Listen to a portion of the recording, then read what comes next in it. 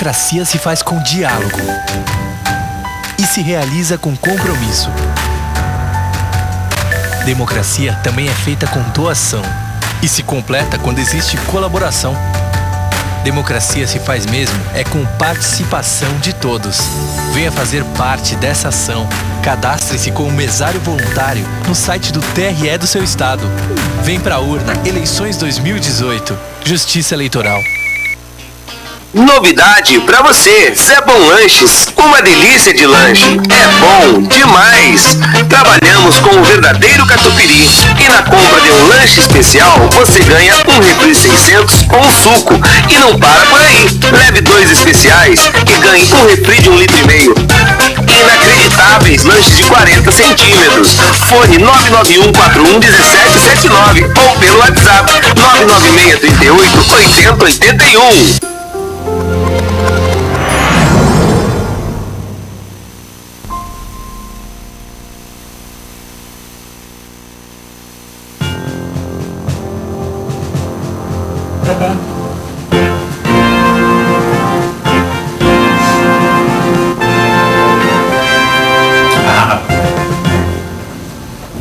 Olá, boa noite Taubaté, boa noite Vale do Paraíba. Estamos começando o nosso programa das 6 desta quinta-feira, dia 15 de fevereiro de 2018.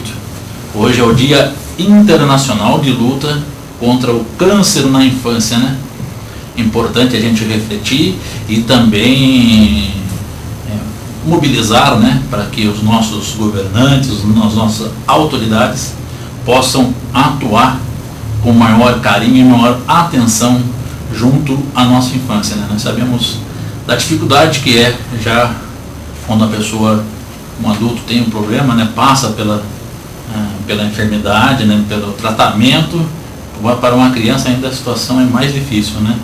E se não tiver profissionais especializados, atendimento desde o básico até ao intensivo especializado, né, e de forma rápida, é muito difícil, né? A gente tem amigos que já passaram por isso, né, na infância,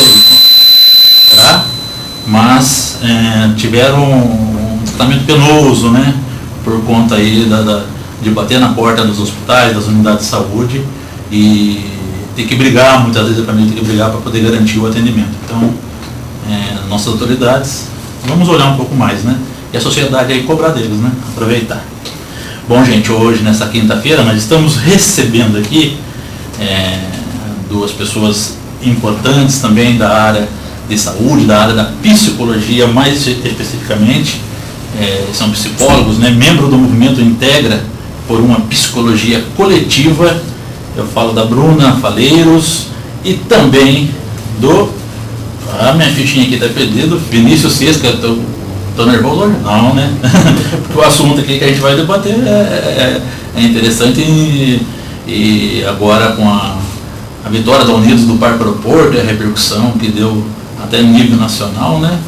A loucura, a gente vai debatê-la aqui mais especificamente dentro da questão de saúde, dentro da questão social. Mas primeiramente, boa noite para vocês, né? Boa noite. Bom, a gente ouve muito falar da loucura, das pessoas, né, dentro do contexto social também serem classificadas ou não como loucas, né? Mas a loucura enquanto contexto histórico, né, tem um viés, né? Podemos dizer que a loucura nasce com o homem, né? Acho que sim, né? E acho que o nome loucura não dá pra gente dizer, né? Certo? É o entendimento que a gente tem do que é loucura hoje. Acho que a gente tenta sempre busca, né, definir o que é o normal ou o que é o comum, né? E as pessoas que escapam disso, elas são nomeadas de alguma forma. E algumas vezes essa nomeação ela pode ser com características positivas ou que enaltecem essa pessoa, e algumas vezes são características que não. E daí ao longo da história, a questão da loucura passa por isso também. Então tem alguns momentos ou algumas culturas diferentes que a loucura é entendida, as características que hoje a gente nomeia de cultura são entendidas como características que aproximam a pessoa a alguma coisa mais de santidade, de misticismo, de sabedoria e algumas vezes, dependendo da sociedade, da cultura, aproximou a pessoa de alguma coisa que não é bem vista, né? E acho que essas são as diferenças e as nuances do que ao longo da história e das diferentes culturas a loucura é entendida. Eu acho que assim, um pouco nessa direção, né, entender que isso que a gente chama de loucura hoje faz parte de uma possibilidade da experiência humana, né, de estar assim, de ser assim no mundo, de ter essa percepção assim da realidade. E acho que uma grande questão de quando a loucura e dela assim, e essas associações inclusive, né, com a experiência religiosa, com o misticismo. Então se a gente vai perguntar isso, né, de resgatar isso ao longo da história, a gente encontra diversos registros do que a gente chamaria, né, de loucura, associados a experiências de cunho místico-religioso, né, enfim, acho que um pouco nessa perspectiva. E ela se torna se a gente, né, vai, sem esgotar muito também, mas se a gente traz isso ao longo da história, ela se torna um problema num momento em que ela se torna uma questão de classificação, né, de quem pode ser aceito ou não aceito, inclusive por um critério de produtividade, sabe? Assim, quem pode ser considerado útil para alguma finalidade da vida social, e ela se torna um problema daí de fato de exclusão, de encarceramento, de isolamento, né, das pessoas da vida social.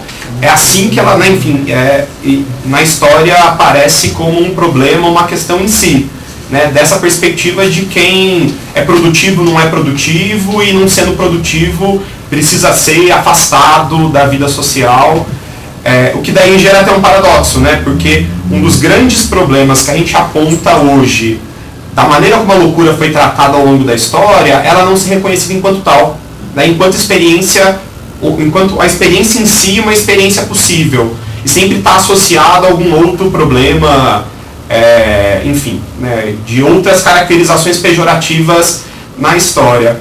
Uma das figuras, por exemplo, que o enredo da própria Unidos do Parque Aeroporto discutiu, que é o arcebispo do Rosário, a gente fazendo uma conversa lá na comunidade, a gente até discutia isso. O bispo do Rosário, numa experiência que ele enlouquece, ele vai preso e levado para um manicômio sob a alegação de ser negro e indigente e não ter documentos. Então assim, a prisão dele e ser levado para o manicômio nem considerava a experiência da loucura, porque não era algo que fosse, porque ela não era nenhuma questão em si, né? Era um contexto de marginalização mesmo, então, de preconceito, assim, esse sujeito vagabundiano, indigente, ele serve para quê? Então é por isso que ele tem que ser encarcerado, ele tem que ser afastado. E o tratamento que se dava para a loucura era esse, era o afastamento, o isolamento em relação ao restante da sociedade produtiva, né? Essa que precisava ser protegida. Acho que começa assim, com a nau dos loucos, né? Então se coloca as pessoas que eram, naquela época então, que tinham as doenças como uma lepra, por exemplo, colocavam num navio, num barco e, né, soltavam em alto mar. E aí, tanto quanto os loucos. E soltavam em alto mar era jogar mesmo aos tubarões? Num navio, né? O navio dos loucos, né? E depois também começaram a encarcerar nos hospitais, que aí hoje são os hospícios, e isso ao longo da história foi se aprimorando técnicas de como tirar essas pessoas de circulação, né? E aí com o advento da medicina, o curioso é que algumas justificativas de outras formas de tratamento que não o encarceramento foram sendo oferecidas. Só que formas eram essas? A lobotomia. O que é a lobotomia, para quem não conhece? Eu mesmo não tenho essa intimidade com o termo, mas... É curioso, eu recentemente... Eu sei que parece chocante, né? É chocante. Eu assisti acho que um documentário que mostrava o desenvolvimento da técnica da lobotomia, né? Então, a pessoa que desenvolveu essa técnica pregava que era uma técnica muito simples, que não tinha risco nenhum, porque era enfiar um objeto bastante pontiagudo e fino, quase como uma chave de fendas, por dentro do olho. E aí dá uma martelada. E aí acessava alguma parte do cérebro, que algumas vezes era uma parte que supostamente a pessoa dizia que controlava aquele problema que alguém apresentava, né? Então de repente era uma tristeza muito grande, então controlava aquela tristeza, mas grande parte das vezes a pessoa ficava demenciada, né? Então a medicina foi usando técnicas, assim, usando as pessoas consideradas loucas como cobaias de técnicas bizarras. As formas de encarceramento e de aprisionamento, né, de colocar as pessoas em aparelhos também bastante violentos, de tortura, né, de amarrar braços, de pendurar, de chicotear, enfim. Tentativas de técnicas absurdas para o controle dos surtos que eles chamavam, né, de surtos de descontrole, crises e fúrias, enfim, que consideravam que a pessoa estava colocando em risco a sociedade. Mas, na verdade, muitas vezes não. Grande parte das vezes, esses tipos de tratamento e de exclusão social é que deixam as pessoas agressivas, porque elas recebem uma agressividade e elas se defendem com a agressividade. Inclusive o choque também era muito utilizado, né? Sim. Até hoje, né? Até hoje. Pois é, eu sei que muita gente se espantou aí com a novela O Outro Lado do Paraíso, né? Que também aborda essa questão dos manicômios, né? E dos hospícios, né? Até a personagem passou por uma das personagens principais lá passou por isso, né? Foi internada pela família que quer na verdade a herança dela lá das pedras preciosas, e muita gente se assustou quando a novela mostrou isso, né? Quer dizer, ainda é um procedimento recorrente aqui pelos porões do Brasil. E por institutos de pesquisa, não só porões. Não só porões? Não só porões. Quando a doença, assim, o controle do que é chamado de doença psiquiátrica, assim, tentaram-se diversas alternativas e nenhuma surtiu o efeito esperado, ainda tem alguns espaços de pesquisa que recorrem à defesa do eletrochoque como uma possível terapêutica. E daí, assim, que isso vai trazendo outros elementos, né, para pensar, acho, até essa experiência da loucura e outras questões relacionadas a isso. Primeiro, ela sempre vem com essa gramática da doença, né, dessa ideia de que se trata de uma doença. E daí a gente precisa também entender, né, assim, nessa perspectiva histórica, que já foi considerado patológico, né, doentio, expressões que a gente precisa reconhecer que são expressões possíveis da vida humana. Então essas grandes instituições de aprisionamento, de tortura, desse, né, suposto tratamento, que é sempre ligado a essa ideia do perigo, são pessoas perigosas, essa ideia da improdutividade, então essa ideia, né, do vadio, do indigente, que precisa ser tão separado porque ele não consegue contribuir para a vida em sociedade, e ele é perigoso, sempre com essa terapêutica, né, com muitas aspas no terapêutica, da negação, né? Então a ideia de que, assim, não tem o que fazer com essa pessoa a não ser de alguma maneira contê-la, porque ela é perigosa para ela mesma, inclusive. Então, se ela precisar ficar sedada por medicamentos, que fique. Se ela precisar danificar uma parte do cérebro para que ela perca a vontade, ou enfim, seu modo de estar no mundo, que seja feito. Se ela precisa ser aprisionada, que ela seja aprisionada. E isso com que se expressava, né? Com situações delirantes, com expressões da sexualidade, né? Então os manicômios também eram lugares onde, né, toda forma de expressão da sexualidade que não era considerada normal era tratada como doença e também recebia esse mesmo tratamento, ou mesmo expressões do que no começo do século passado se chamava aí de, até já ouvi várias vezes, de vadiagem. Então, que via de regra eram expressões ligadas à cultura africana ou afro-brasileira.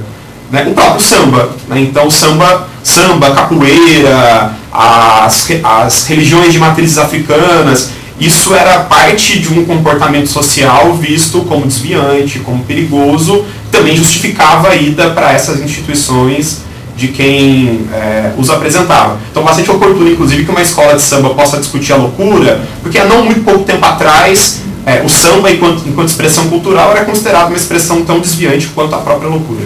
Inclusive, no contexto religioso, a loucura também tem uma explicação e tem situações em que ela é invocada, vamos assim dizer, para poder menosprezar determinados setores da religiosidade, como o caso falou, de matriz africana, né? O culto aos orixás, a pessoa já é acusada de possessão, né? Por aí vai. Tem a situação, né? Sim. Sim. Um pouco por um viés que julga, né, essas diversas experiências. Então, assim, a gente reconhece que tem condições de sofrimento psíquico, né, de sofrimento mental, ligadas, por exemplo, a ouvir vozes, né, outras formas de delírio e alucinação, mas que experiências também, né, de ouvir vozes, por exemplo, em determinadas culturas, em determinados tempos históricos, também são acolhidas enquanto possíveis experiências religiosas. Então, isso que a gente apontava no começo, né? Tem uma associação ao longo da história de expressões do que, né, hoje culturalmente a gente pode chamar de loucura e a religiosidade. Até voltando no próprio exemplo, né? O arcebispo do Rosário, que é uma figura emblemática, né? Na história da luta por uma outra forma de cuidado em saúde mental no Brasil, a experiência dele de enlouquecimento é toda de base religiosa. Ele enlouquece num certo momento em que ele vai para a rua, né, no Rio de Janeiro, indo de igreja em igreja, até que ele para num mosteiro dizendo que ele era um enviado de Deus para julgar os vivos e os mortos.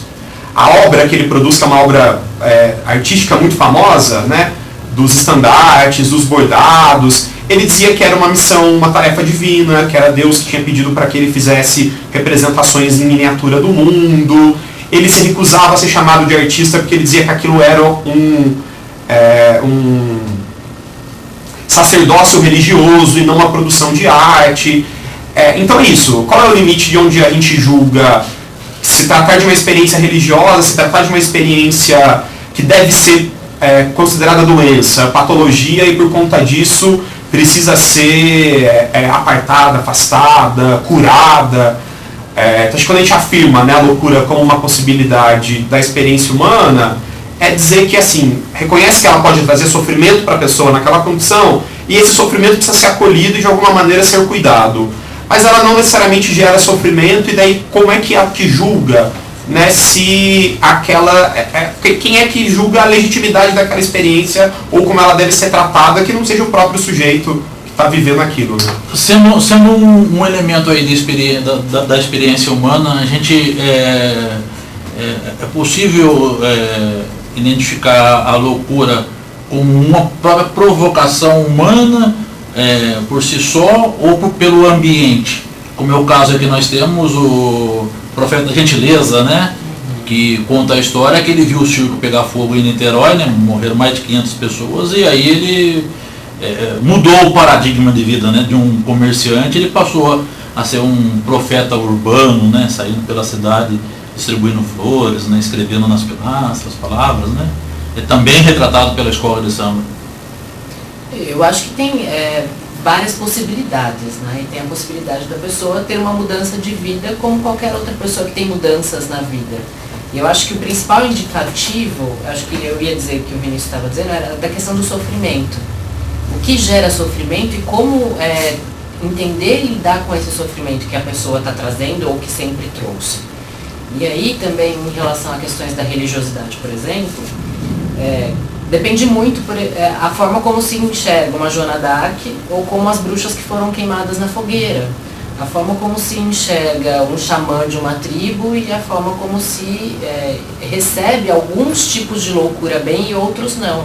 Porque o Profeta da Gentileza, socialmente, em alguma medida, ele foi bem recebido, né? Assim, as pessoas o acolhiam quando ele acessava, de dar a flor, esse movimento todo, muitas vezes é bem recebido. Então tem o louco bom, né, que as pessoas conseguem lidar melhor. E aí essa é uma expressão da loucura que talvez traga menos sofrimento. E que oferta de cuidado se oferece para esta pessoa que não narra um sofrimento, mas ela tem um comportamento que não é considerado dentro das normas vigentes. Então eu acho que essa é uma discussão bastante... né, dá para ter bastante braço nessa discussão, mas eu acho que é importante mudar o olhar para isso. Não de taxar a pessoa como louca, porque todas as pessoas são diferentes. E quanto mais possibilidades a gente tiver de ser diferente, se expressar de formas diferentes, será que a gente também não deseja ter mais espaço para expressar nossas vontades e as coisas que a gente pensa de uma forma menos pensando no que a sociedade espera, no que a sociedade vai aceitar? Enfim, acho que é a diferença do sofrimento e do que não é o sofrimento, e como a sociedade está disponível a acolher essas diferenças. Hoje, como que a sociedade médica, a sociedade de psicologia, né, e psiquiatras têm discutido, têm debatido esse processo de tratamento, esse processo de acolhimento das pessoas que possuem os distúrbios ligados à loucura, né? Por um bom tempo também ficou escondido nos nossos porões, né, histórias como o caso de Barbacena, né, que é considerado o Holocausto brasileiro, segundo também um livro lançado sobre isso, mais de 60 mil mortos, né, e até hoje tem gente que nunca mais vai ser identificada, né, procurando identificação, né. Acho que não é uma linha única, né, mas tem a militância que defende, acho que algo que a gente compreende como o que faz mais sentido. Sim, e acho que assim, lembrar, por exemplo, a história, né, do Hospício em Barbacena, ou outras histórias de horrores, né, de um modelo, que é esse modelo do encarceramento, da condenação, né, enfim, da experiência da loucura, é dizer assim, de pessoas que passaram a vida toda, né, institucionalizadas. Arthur Bispo do Rosário, por exemplo, entra no manicômio com menos de 30 anos e morre nele com quase 80. Ele passou a vida, né, dentro de uma instituição dessa por conta daquela experiência que a gente até poderia perguntar até que ponto era decisiva de quem ele foi, né? Que, assim, ele ainda teve uma vida, por exemplo, de produção artística muito intensa dentro da instituição, mas sempre aprisionado, né? Sobre como é que isso é visto hoje. Acho que a gente precisa no mínimo reconhecer que há francamente um campo de disputa, né, de modelos, que não é de hoje, é de décadas. Por dizer assim, isso que a gente está falando dessa história, ela não é história no sentido de que é algo que ficou registrado no passado. A gente tem instituições que aprisionam, que são de modelo manicomial, que trabalham nessa lógica de contenção, da periculosidade ainda hoje. Nesse caso entra a nossa casa de custódia e tratamento, Taubaté? Ela é um manicômio declarado, por exemplo. Né? Quando ali pela assinatura do médico ainda Chico Picatinho está interno, ele cumpre uma pena que é impossível pela legislação penal do país, que é de prisão perpétua. Por conta de uma caracterização de uma instituição que é manicomial. Reconhecida, inclusive, ela não tem problema de se chamar assim, né, de manicômio judiciário. E a gente tem uma série de manicômios disfarçados em todos os lugares. A questão, assim, a gente tem um movimento no Brasil muito importante, sobretudo do começo dos anos 80, e um marco importante disso a partir de 86, que é de organização do que foi chamado de luta antimanicomial, que era a defesa de um outro modelo de cuidado em saúde mental, ligado também a uma defesa de um outro modelo de sociedade, que fosse mais livre, que seja mais democrática, e que se paute nesse acolhimento da diferença. Essa é uma discussão que alcançou resultados concretos muito importantes. Então, esse modelo, né, que a gente vai chamar, que é de cuidado em liberdade, que é de cuidado no território, que é de reconhecer a diversidade, de acolher essa diversidade, de reconhecer esse sofrimento, ele virou lei, né? Ele vira lei em 2001, ele passa a estruturar a partir dali uma rede que a gente chama de substitutiva aos hospitais, né? E que tem nos centros de atenção psicossocial, os CAPs, o seu modelo paradigmático, né? De instituição no território, que cuida em liberdade e que, enfim, que reconhece essa diversidade da experiência. E uma rede que cresceu, né, assim, que alcançou capilaridade, que ampliou o serviço. A gente tem um movimento muito importante, né, sobretudo de institucionar essas políticas de saúde mental nesse outro modelo dos anos, né, do começo da década de 2000 para cá. Né. Acho que é importante frisar que foi uma forma de construir isso dentro do SUS, dentro dos serviços públicos, e foi se repensando também, né, foi se aprimorando, foi se repensando. Então era algo de se orgulhar, dessa construção no nosso país era algo de se orgulhar. A forma como foi feita a retirada das pessoas dos manicômios, dos hospitais psiquiátricos, inclusive pessoas que não tinham mais família, foi se construindo equipamentos para que essas pessoas tivessem um lugar para ficar, que fosse uma casa, uma residência, né, com o nome de residência terapêutica. Algumas pessoas desde a infância, né, viviam em hospitais psiquiátricos, assim, passavam anos e anos e anos. Mas infelizmente... infelizmente, né?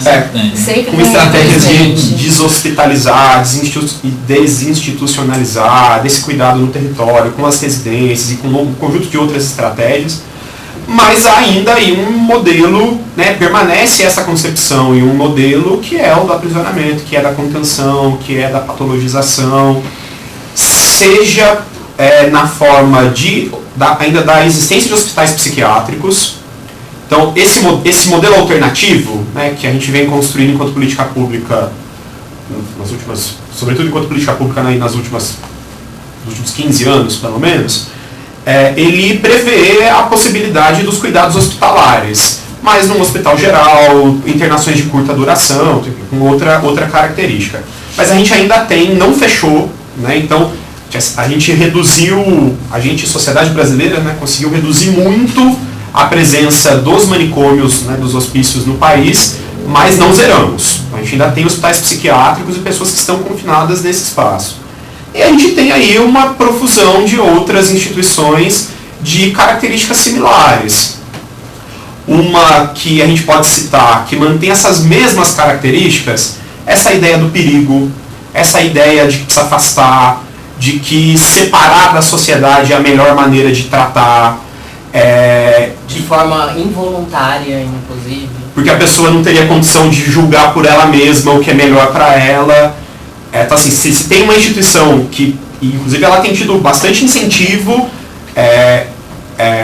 financeiro por parte do Estado e de outras organizações, por exemplo, as comunidades terapêuticas, que pensam um modelo, né, ligado ao sofrimento ou à questão da relação das pessoas com álcool e outras drogas, por esse mesmo viés, que é da patologia, da periculosidade, de precisar separar, como se essa fosse a melhor alternativa de tratamento, a melhor alternativa de cuidado. E a gente vem vivenciando, especialmente nos últimos 2 anos, mas com muito mais força nos últimos meses. Então, né, agora, nesse contexto da atual gestão do Ministério da Saúde no governo Temer, uma série de questões que, enfim, de que interesses hoje ocupam o Ministério da Saúde, que é de privilegiar esse tipo de modelo em detrimento do modelo que a gente chamava de alternativo do cuidado em liberdade. Então, tem tido muito mais incentivo, por exemplo, para financiar a comunidade terapêutica, para financiar a internação em hospital, do que tem incentivo hoje para abrir CAPs. O que há por trás disso? Por exemplo, há interesse da indústria farmacêutica, por exemplo, que tem aí o fornecimento de remédios para o governo, remédios inclusive com restrição, para poder medicar as pessoas. Há interesse de outros segmentos. Acho que dá para se supor que sim, né? Inclusive porque assim, a abertura de novos leitos psiquiátricos, por exemplo, novos leitos hospitalares, se a gente pensar em termos de repasse de verbas, existe aí as chances de uma internação ser muito mais custosa do que um atendimento que não é dentro do nível da saúde. Tem os atendimentos básicos, que é na rede mais próxima à pessoa, tem os atendimentos secundários, né, ou especializados, e tem o atendimento terciário, que é hospitalar. E aí os custos do nível terciário hospitalar são sempre maiores e demandam equipamentos com mais estrutura, e aí, né, existe uma questão de verbas e repasse de verbas que talvez influencie nas opções, mas acho que é uma visão de mundo também, né? Eu acho que mais do que isso é uma visão de mundo mesmo. De acreditar que aquelas pessoas realmente não podem ser incluídas na sociedade por uma questão da produção, né? Ainda aquele pensamento antigo permanece. Essas pessoas não produzem, essas pessoas vão precisar de auxílios outros da família, do Estado, da sociedade, para se manterem produtivas. E isso aí significa o quê?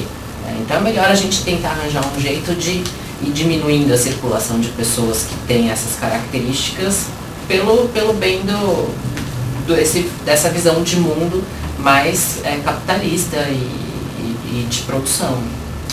Hoje, dentro do princípio, vamos dizer, humanista da psicologia, né? Como que a loucura é classificada, como que ela observa e recomenda o tratamento das pessoas com distúrbios? Assim, a psicologia ela tem na sua história, né, na sua própria constituição, enquanto ciência, enquanto prática profissional, essas mesmas marcas do que a gente falou aqui. Da classificação, de dizer quem é normal e quem não é normal, quem está apto a ser inserido na sociedade, quem tem que ser excluído dela. A psicologia nasce nesse mesmo contexto, com essa mesma finalidade, ela se prestou a isso. Então, tanto a produção científica da psicologia, quanto o trabalho das psicólogas e psicólogos, por muito tempo se prestou exatamente a validar essa visão de mundo. Dizendo que tem gente que é normal, gente que não é normal, gente que está apta a estar na sociedade, gente que precisa ser afastada dela, gente que é saudável, gente que é doente. Essa função tão classificadora, né, de dizer, né, então, se você vem para cá, você vem para lá por conta das suas características. E é uma visão, né, de cima para baixo, como se houvesse um conhecimento científico, né, especializado, que certas pessoas detêm e que isso lhe dá o poder de dizer o que a outra pessoa deve ser, como ela deve viver, como deve ser a vida dela e determinar o destino destas pessoas.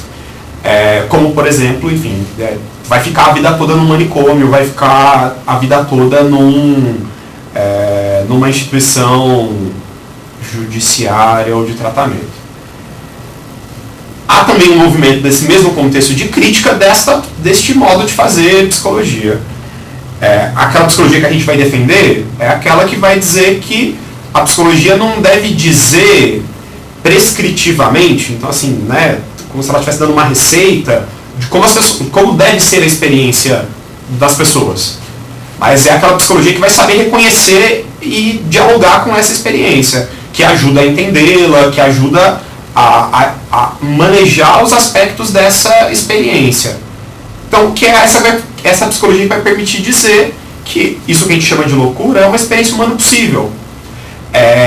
Que se ela gera sofrimento, a gente precisa reconhecer esse sofrimento e construir, em conjunto com as pessoas, com a comunidade onde ela mora, com a família dela, com a sociedade, alternativas de uma vida melhor para essa pessoa que está em sofrimento. Mas também reconhecer que pode não haver sofrimento. Então, a gente que está lidando no cotidiano do serviço de saúde mental, por exemplo, não é incomum a gente encontrar pessoas que têm ali um diagnóstico de uma patologia, enfim, algum diagnóstico, né, no campo da saúde mental, com uma prescrição de medicação, e a pessoa não quer se medicar, ela vive bem com aqueles sintomas que ela apresenta. Ela vive bem com as vozes, ela vive bem com os delírios, ela vive bem com aquela experiência. Então, como é que a gente pode contribuir? Né, essa é uma questão mais importante para a gente. A partir do conhecimento e das práticas da psicologia, para que essa pessoa tenha uma vida que ela viva bem, que ela tenha uma vida saudável, que ela tenha a partir dessa experiência do desejo, da vontade dela, das escolhas que ela faz. Inclusive reconhecer que essas pessoas têm capacidade de escolher, ela pode escolher não tomar medicação, ela pode escolher não fazer nenhum outro tratamento, que ela está bem com aquela condição. E que não é o nosso conhecimento que deve prevalecer sobre a experiência da própria pessoa, da vontade dela, do desejo dela, como se a gente tivesse poder de escolher como é que as pessoas devem viver. E acho que isso da medicação, inclusive, que vocês dois até mencionam, tem a medicação, né, que na verdade ela surge, a medicação psiquiátrica, para casos que são considerados mais extremos, né, das psicoses, enfim. Só que aí, justamente, quando entra a indústria farmacêutica, que vai desenvolvendo várias medicações para questões que E as pessoas vão fazendo uso dessas medicações de questões que talvez não demandem disso, né? Então, e aí a medicalização da vida, desde a infância, né? E aí as crianças mesmo tomando Ritalina, e às vezes grande parte das vezes, sem ter uma necessidade para aquilo, sem ter uma demanda daquilo. Então também é uma discussão importante que a psicologia tem feito no campo dos excessos das medicações para as pessoas que não necessitam, e de que às vezes também a experiência do sofrimento ela faz parte da vida, ela é essencial para a experiência humana, né? Então tamponar todas as possibilidades de sofrimento não é considerado saudável, né, por uma via da vivência humana mesmo. E essas medicações acabam fazendo isso. Dentro dos princípios também do movimento Integra, né, que vocês participam aí por uma psicologia coletiva, como que a família deve ser inserida nesse contexto, deve atuar e agir diante da pessoa que tem algum distúrbio, algum problema que é ligado à loucura? O papel da família, que não seja especificamente a família, mas uma rede de convívio e a rede de relações dessa pessoa é essencial. E se oferece, né, nesses serviços substitutivos e alternativos, se oferece também um suporte à família, de orientação, de cuidado, de auxílio para a compreensão daquela questão, porque às vezes a própria família tem dificuldade de compreender o que está acontecendo. Então é essencial a participação da família e da comunidade, né, dos vizinhos, as pessoas que se relacionam de forma mais próxima à pessoa que está em sofrimento ou que tem algum diagnóstico, assim. Acho que isso mostra ainda um nó, né, assim, importante na construção de uma política de saúde, de um cuidado em saúde mental coerente, né, que faça sentido numa organização da sociedade que seja mais solidária, né, mais acolhedora a esta experiência. Porque essa história, né, que a gente vem apontando vários elementos, que seja no passado quanto permanece no presente, ela é também uma história da intolerância a essa experiência, porque às vezes ela gera incômodo, ela gera dificuldade de manejar, e inclusive sofrimento nas pessoas que não conseguem lidar com essa condição. Então a gente falar de um cuidado destas pessoas em sofrimento psíquico, em sofrimento mental, em liberdade na comunidade, no território, é também reconhecer que esta família, esta comunidade, esta sociedade tem dificuldades de lidar com essas diferenças, de acolher essa diversidade. Então, que o investimento também precisa ser na construção da possibilidade de experiências mais solidárias, né, de reconhecer aquele outro que é diferente como ter uma experiência tão legítima quanto a minha, e que a gente consiga se cuidar melhor todo mundo, né? Então que a família consiga não só cuidar melhor desta pessoa, mas também entender que a família pode também estar sofrendo nessa condição e que a sua comunidade precisa, né, acolhê-la.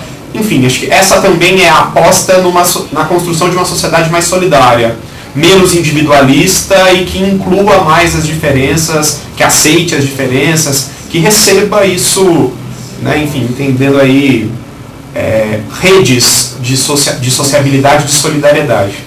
Bom, antes da gente entrar, acho que num outro enfoque que eu gostaria de dar também, até a própria Unis do Procurapor também trouxe, né? Eu gostaria que vocês comentassem duas frases aqui que eu achei interessante sobre a loucura, né? Um diz: a psicologia nunca poderá dizer a verdade sobre a loucura, pois a loucura é a loucura que detém a verdade da psicologia. Do Foucault.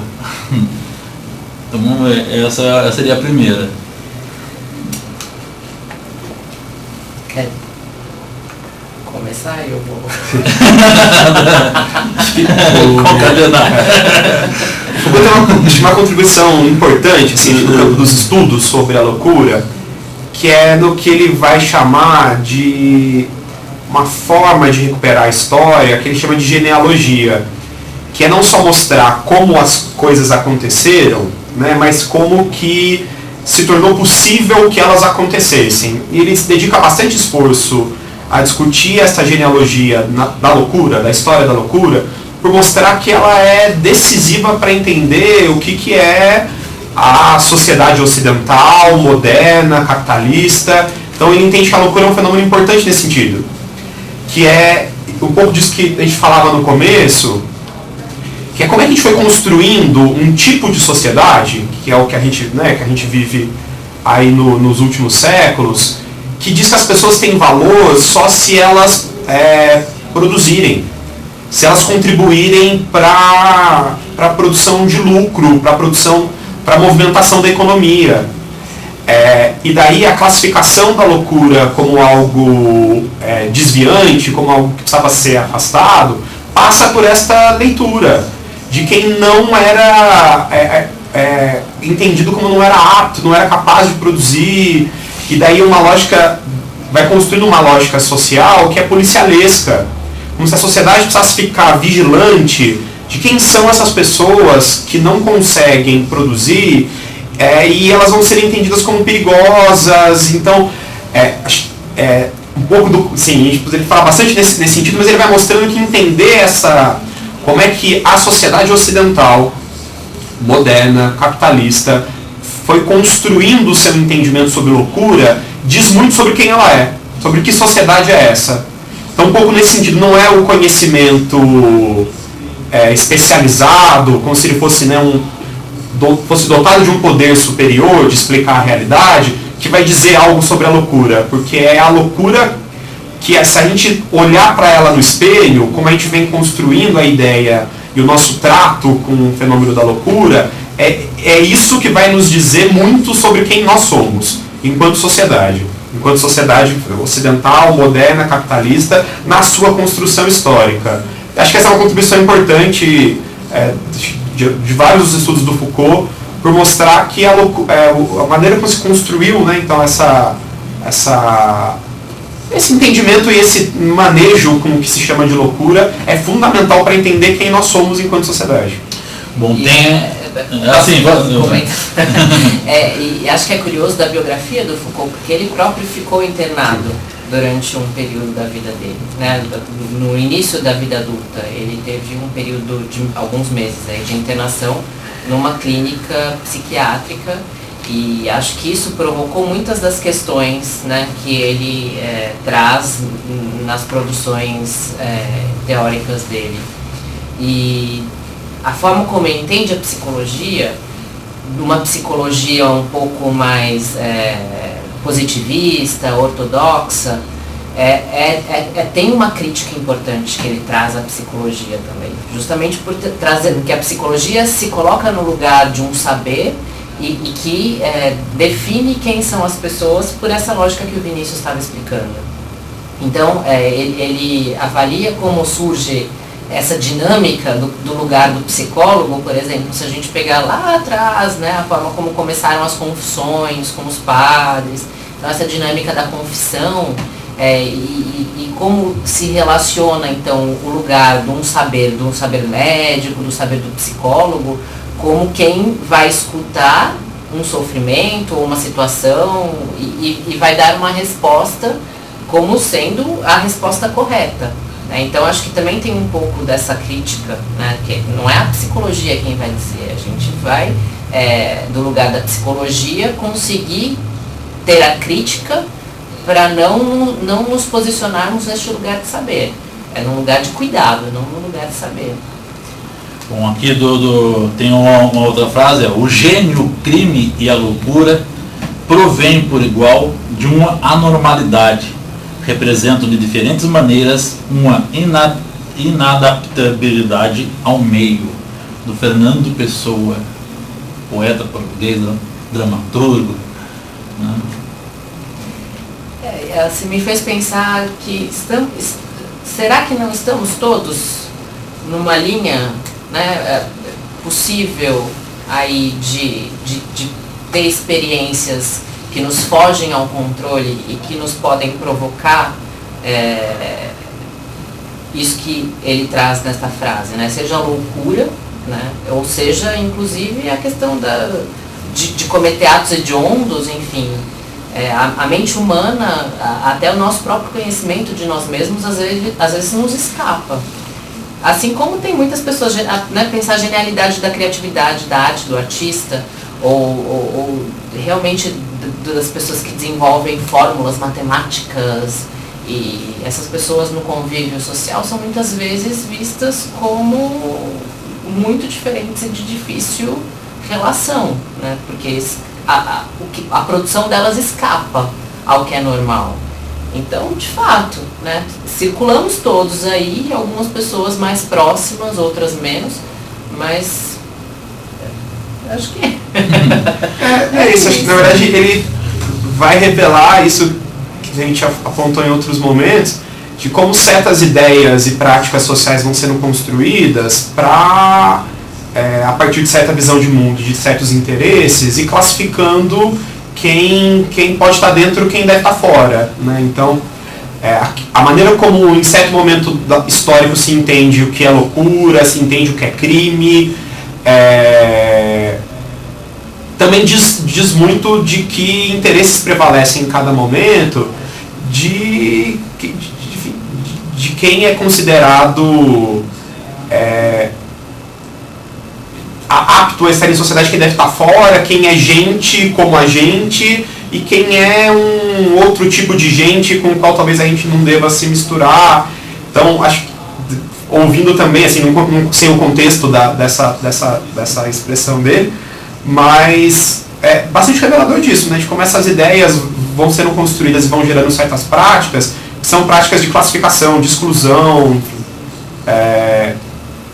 e não de inclusão, de reconhecimento da diversidade, de solidariedade. Bom, num outro contexto que a gente gostaria de discutir aqui, a própria escola de samba trouxe a loucura, né? Loucura ou revolução, né? E a gente lembrando de Arthur Bispo do Rosário, quer dizer, depois que o homem morreu, agora é considerado um dos maiores poetas, um dos maiores artistas, né? Do século XX, né? Recentemente fizeram até a exposição dele no Rio de Janeiro, né? E agora estão recuperando a obra com documentários, etc., né? A sociedade também trabalha essa metáfora da loucura a favor, como você diz, o louco bom, a aceitação dele é mais fácil, em que momento, só depois que já fez a passagem, que ele é considerado um louco bom, como é o caso aí do próprio Gentileza, Arthur Bispo do Rosário, tantos outros, Raul Seixas, né, também foi trazido no dissídio da Unidos do Parque Aeroporto. Que momento é esse que a gente consegue ver essa metáfora definida da loucura na sociedade? É isso, acho que a Bruna apontou um elemento da arte, por exemplo, né? A arte é uma forma de expressão humana que ela é também do campo da construção do simbólico, daquilo que não é sempre da linguagem comum. A linguagem da arte não é a linguagem, necessariamente a linguagem do dia a dia, né? Então, o processo de criação artística é sempre um processo que está fora do comum, né? O mesmo tem um tipo de arte, né? Assim, também é arte lidar com as questões do cotidiano, mas é essa coisa da criação, de um algo novo, de um algo que não existe. E como é que a gente pensa os limites disso, né? Então, o Bispo do Rosário era hoje, assim, reconhecido, um artista plástico, de uma produção equiparada, que vem sendo equiparada por críticos de arte das melhores produções da arte vanguardista do mesmo período em que ele viveu. Mas ele produziu isso em certas condições que pode estar ligado à experiência que ele vivenciava.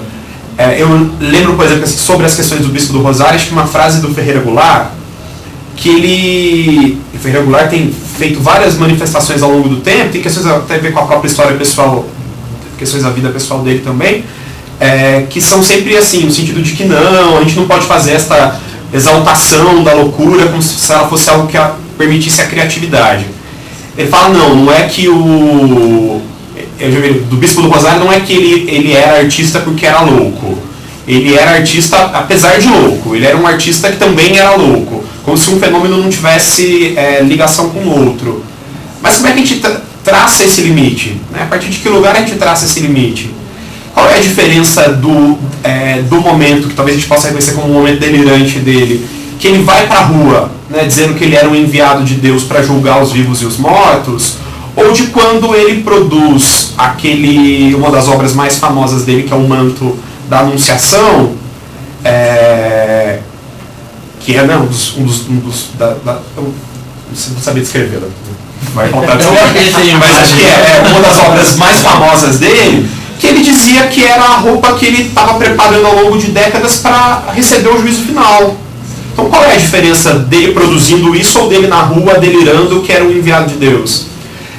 São experiências que acho que não é o caso, né? Acho que talvez o problema do Ferreira Goulart na crítica que ele tenta fazer é que não é a questão de estabelecer o que é causa e o que é consequência, mas são experiências que estão conectadas, são experiências que fazem parte da vida, e tem várias outras formas de experiência humana possível que se aproximam daquilo que a gente chama de loucura, seja na arte, seja na religiosidade, seja em diversas outras questões daquilo que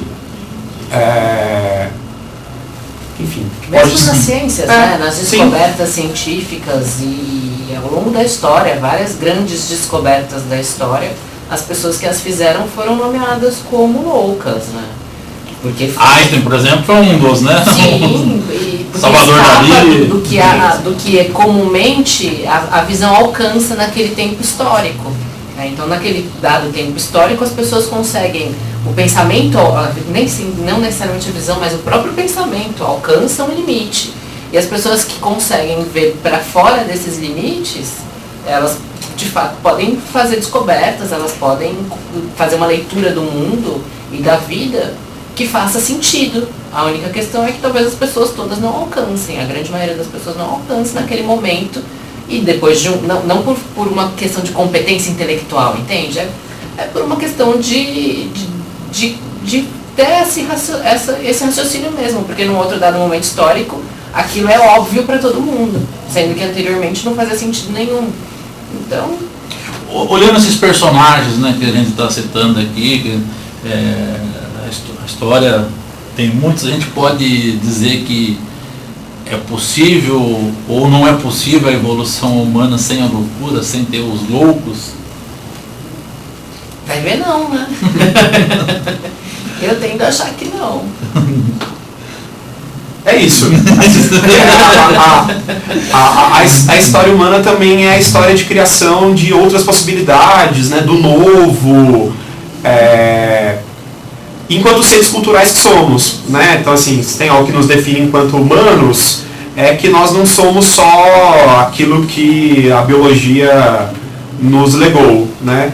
É a nossa possibilidade de criar cultura, de mudar o mundo, de intervir no mundo, de nos colocar nele, de interpretá-lo, de vivê-lo, e enfim.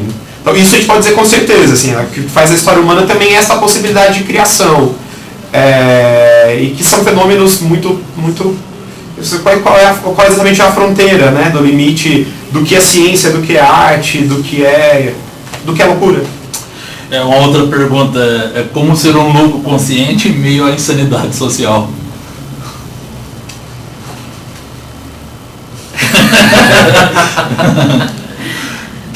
Como ser um louco consciente em meio à insanidade social? Eu acho que é criar mecanismos de resistência e enfrentamento, né?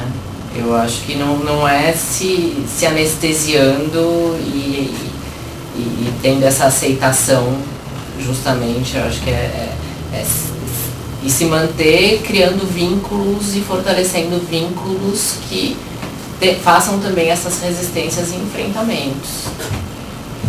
Sim, até por entender que a maneira como a gente se organiza em sociedade também é causadora de muito sofrimento e disparadora de processos de sofrimento e que, enfim, né, tem também elementos de... acho que isso a gente levaria para uma outra discussão, mas quando também faz parte da experiência cotidiana, todos nós buscarmos maneiras de lidar com esse sofrimento que a nossa maneira de viver em sociedade nos causa.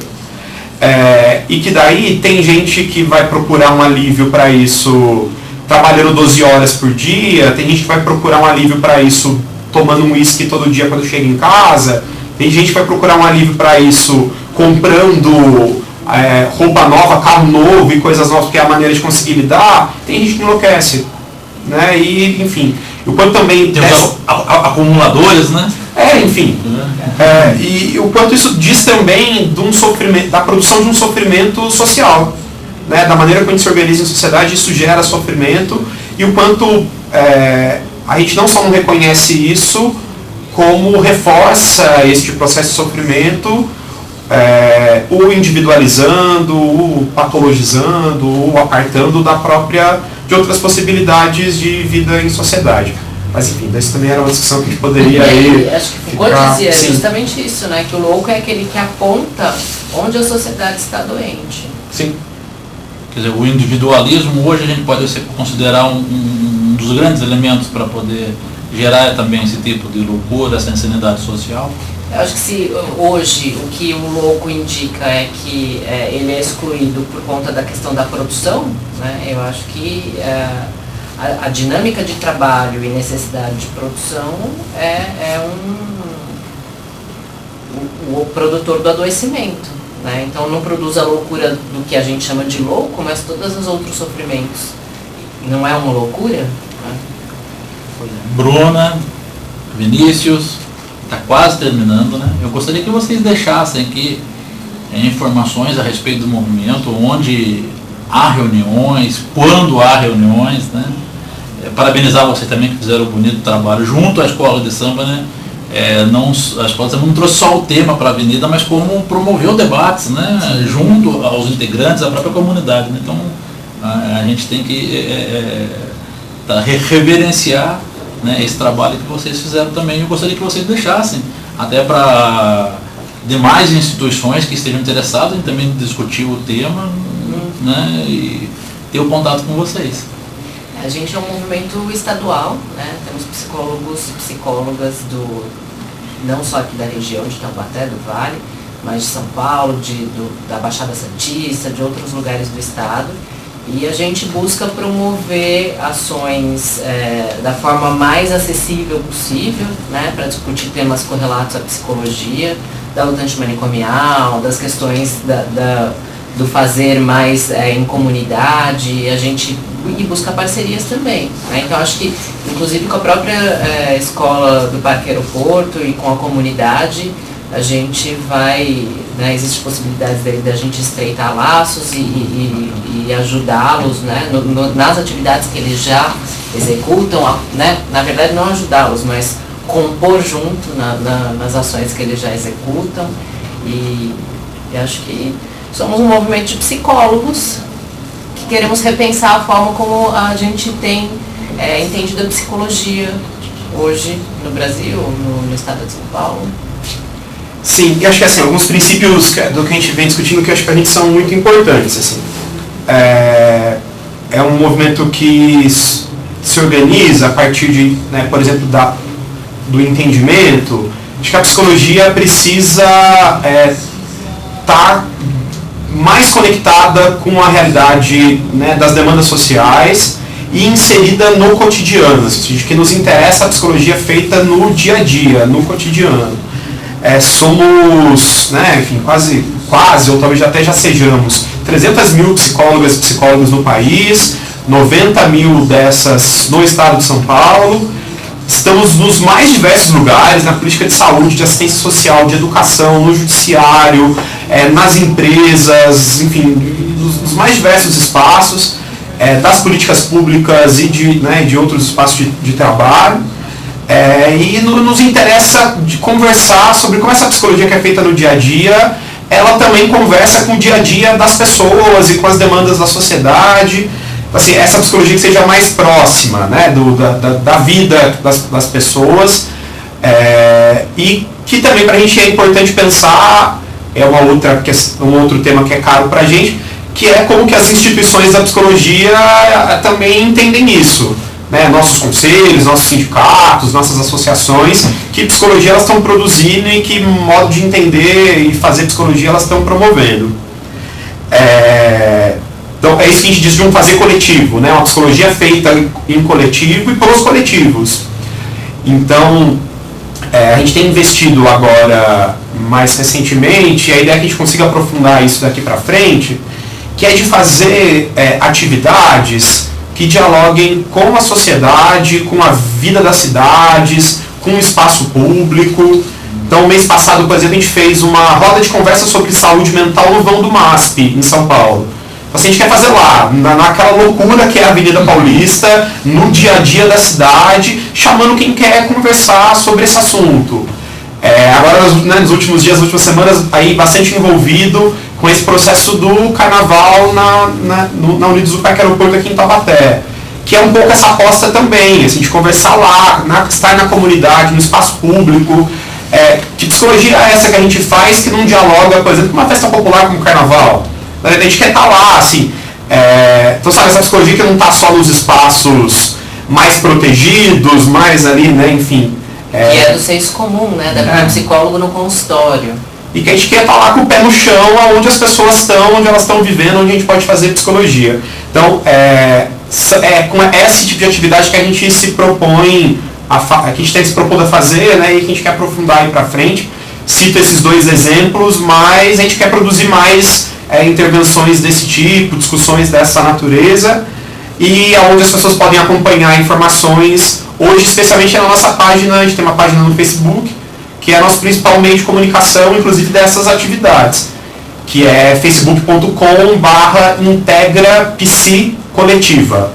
Então, facebook.com/integrapsicoletiva, ou buscando lá pelo nome Integra Movimento por uma Psicologia Coletiva, lá que a gente tem mais feito esta conversa, mais divulgação das atividades, mas o que a gente quer fazer é também estar nas redes, mas estar nas ruas, fazendo esse diálogo no cotidiano, né, no dia a dia das pessoas. Bom, para a gente terminar, eu achei muito bonito também a frase que vocês escolheram, até para o desfile, né? Foi. Os loucos são como beija-flores, nunca pousam, ficam a 2 metros do chão, que é uma frase do Arthur Bispo do Rosário, né? Sim.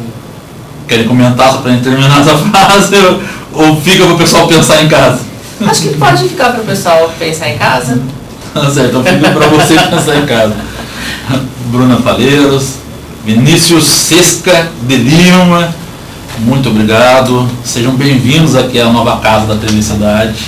E sempre que tiver novidades também aí a respeito da psicologia, das temáticas que vocês estão para desenvolver, dos eventos a ser realizados em Taubaté também na região, pode acionar a gente para vir bater um papo aqui no programa das 6. Tá bom? Obrigada pelo convite, por nos receber aqui. E vamos sim, vamos continuar conversando com vocês também. É isso, agradecer o convite, né, esse espaço, essa possibilidade de diálogo, e estamos à disposição, né, do que a gente puder estar conversando, estamos aí.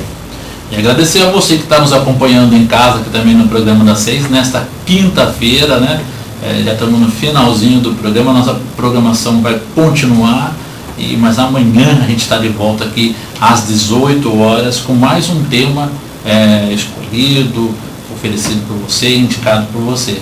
Entrar lá na nossa página TV Cidade Taubaté, e-mail tvcidadetaubaté@gmail, e sugira também temáticas para a gente discutir aqui no nosso programa. Muito obrigado, obrigado ao Jefinho também na técnica, obrigado a você novamente e até amanhã. Uma boa noite e eu volto amanhã aqui a partir das 18 horas.